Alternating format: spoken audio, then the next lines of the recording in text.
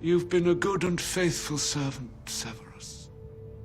But only I can live forever.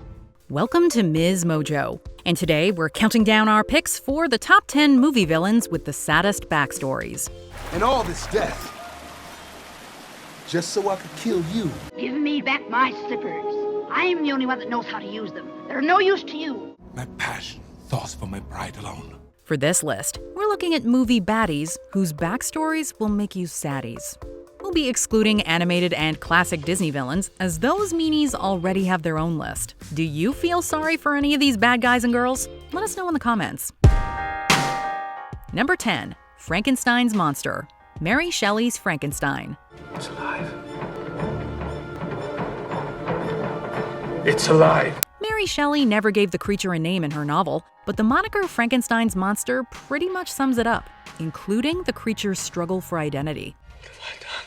Created by the scientist Victor Frankenstein, he was cobbled together from various corpses. How is it pieced together? From bits of thieves, bits of murderers? As such, Frankenstein had a responsibility to care for his creation.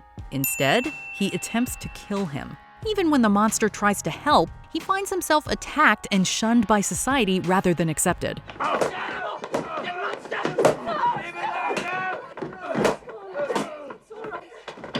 The monster wanted to be good, but he really never had a chance. Number 9. The Wicked Witch of the West, The Wizard of Oz. Who killed my sister? Who killed the Witch of the East? Was it you? It's easy to hate on the Wicked Witch of the West with her crackly voice, green skin, and her hatred of the sweet and innocent Dorothy. But how would you feel if a stranger landed a house on your sister and then stole her magical shoes? Give me back my slippers.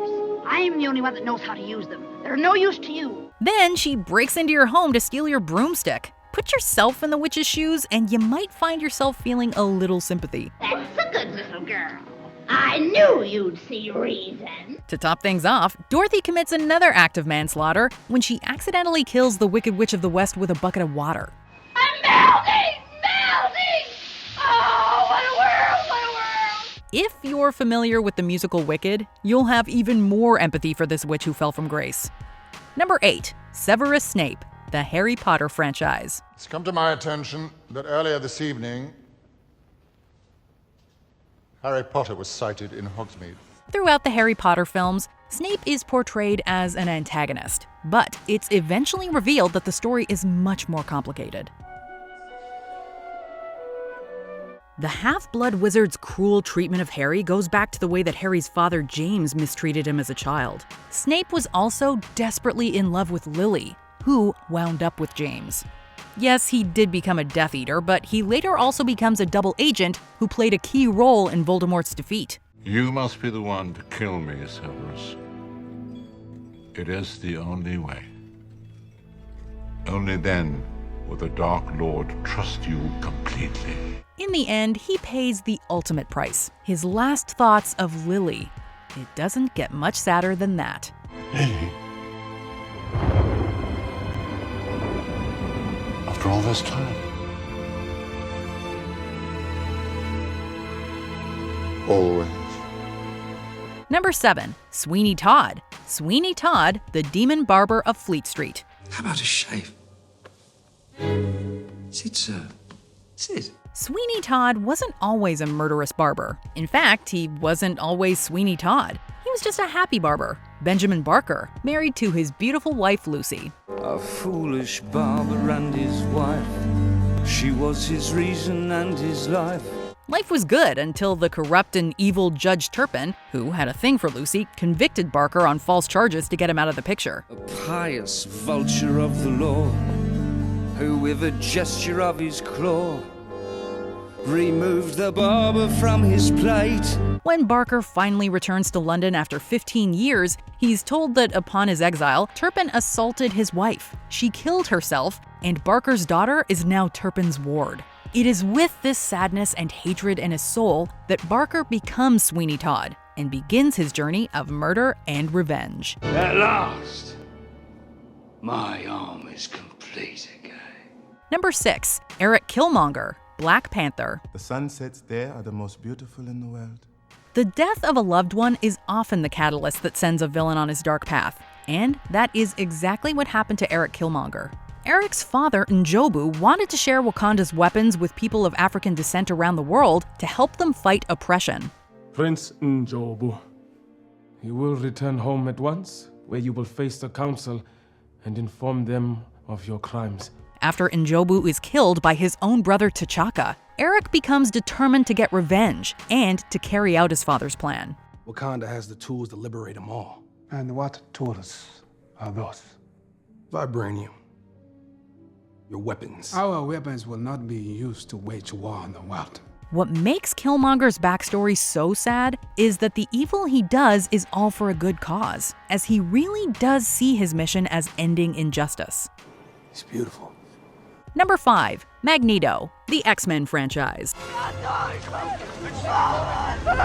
When it comes to the X-Men, we all know that Professor X is the leader of the good mutants, and Magneto is the leader of the bad mutants. But before this schism in the mutant world happened, there was a time when Xavier and Magneto were the best of friends. They both care deeply about mutants and want to protect them. But while Xavier thinks this can be done in cooperation with humans, Magneto believes that the mutants must rule on their own. The war is still coming, Charles, and I intend to fight it. By any means necessary.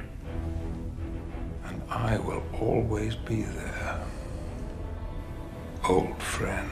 Magneto's lack of faith in humanity is quite understandable given the time he spent in a Nazi concentration camp as a child. Alles ist gut. Drei. Evil turned him evil. Number 4. Mr. Freeze, Batman and Robin. In this universe, there's only one absolute. Everything freezes. Limp Bizkit did it all for the Nookie, and Mr. Freeze did it all for the Nora. Before a lab accident turned him into Mr. Freeze, he was Dr. Victor Freeze, and he was working on a cure for McGregor syndrome to save his dying wife. The city fathers will have no choice but to give me the billions I need to complete my research. They say that power corrupts, but not in this case. While most villains, no matter their sad backstory, generally become corrupted by power, Mr. Freeze never lost sight of his one true goal: saving his one true love. Soon we will be together once more. Everything he does is with that in mind. How can you not sympathize with that? And it might be even easier to do depending on your feelings about George Clooney as Batman. It should be me, Keaton, Kilmer, Lego, Bale, and that pretty boy Clooney.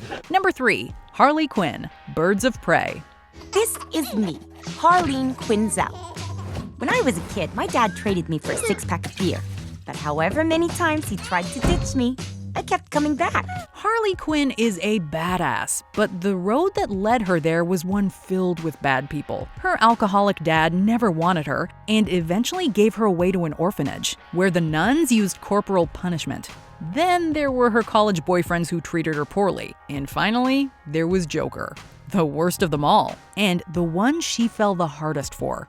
This is where it all began, Puddin'. He was also the one that introduced her to the bad side. So even once she got over him and found her voice and her power, it was now the voice of a villain. It was the closure I needed.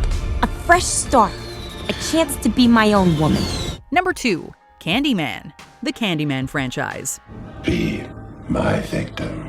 The Candyman's backstory involves horrible violence and racism. The origin of the character dates back to the late 1800s, when a black artist, the son of a slave, was hired to paint a portrait by a white landowner. The artist fell in love with the man's daughter and fathered a child with her.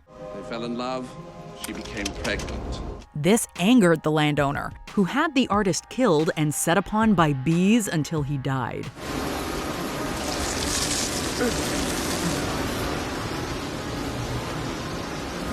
Well, before he died, the artist was able to transfer his soul into a mirror, and throughout the ages has survived on the fear of his name and his legend. Your father found out that the Candyman was born here in New Orleans. His name was Daniel Robitaille. Like with Magneto, this is another case of evil making evil. Before we continue, be sure to subscribe to our channel and ring the bell to get notified about our latest videos. You have the option to be notified for occasional videos or all of them. If you're on your phone, make sure you go into your settings and switch on notifications. Number 1. Hannibal Lecter, The Silence of the Lambs, and Hannibal Rising. I would have used a butcher's knife, but the sword seemed so appropriate. It was the Nazis again who destroyed this young boy's faith and unleashed his inner villain.